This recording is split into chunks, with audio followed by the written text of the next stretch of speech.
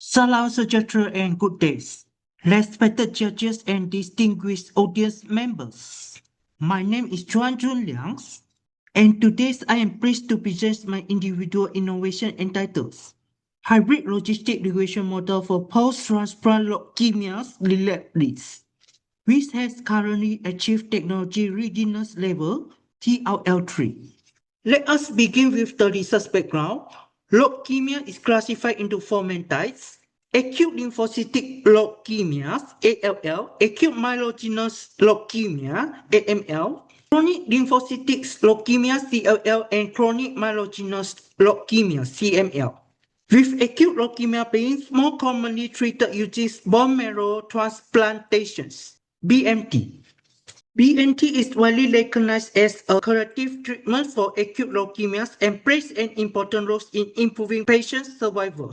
However, post-transplant relapse remains a major clinical challenge due to patient characteristics, donor compatibilities, and treatment-related factors.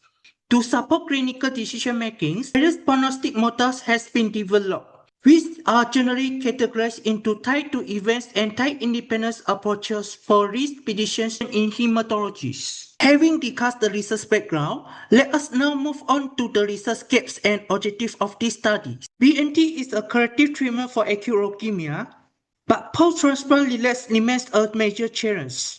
Existing prognostic models often rely on type 2 events data or subjective feature sessions. Many machine learning models lack interpretabilities and uncertainty quantifications. Therefore, this study aims to develop an interpretable conventional logistic regressions, Bayesian logistic regressions, CLL-PLL framework for relapse predictions with uncertainty quantifications. To achieve this objective, the following methodologies were adopted.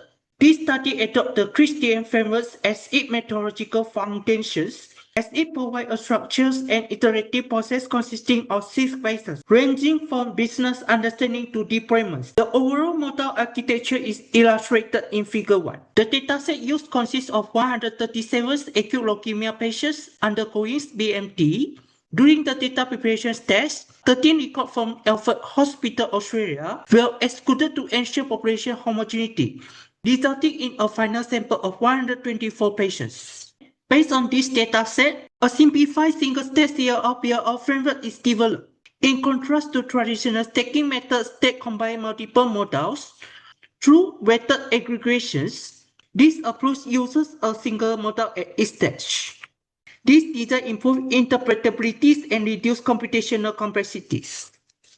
As stage CLL is used for feature session and to generate initial parameters estimate for PLRs. These parameters are estimated using Markov-Chain Monte Carlo and CNC with kit samplings. As stage L1, BLR is applied as the final model to estimate posterior distribution and quantify predictive uncertainty. Next, let us look at the result and discussion of this study. The predictive performance comparisons of CLL SVMs and the proposed CLL-PLL model is presented in Table 1, while Figure 2 provides a visual comparison of recall positions and F1 score. Prior to model developments, exploratory data analysis was conducted to understand the distributions and relationship between the outcome and risk factors. Categorical variables were encoded using appropriate schemes for multi-class risk factors, where continuous variables were assessed using L moments and Shapiro normality tests. Based on the result, the proposed CLL-PLL model achieved the best overall performance in terms of recall positions and F1 score compared to both CLL and PLL SVM. However, the overall performance is considered moderate, which is expected due to the inherent class imbalance in clinical dataset. Among the 17 candidate risk factors, 6 were identified as statistically significant, including acute graft versus whole disease GVHD onset time, acute and chronic GVHD occurrence, pathologic recovery status and times, and French, American, British FAP classifications. These findings are consistent with established clinical evidence and reflect biologically plausible mechanism reported in previous studies.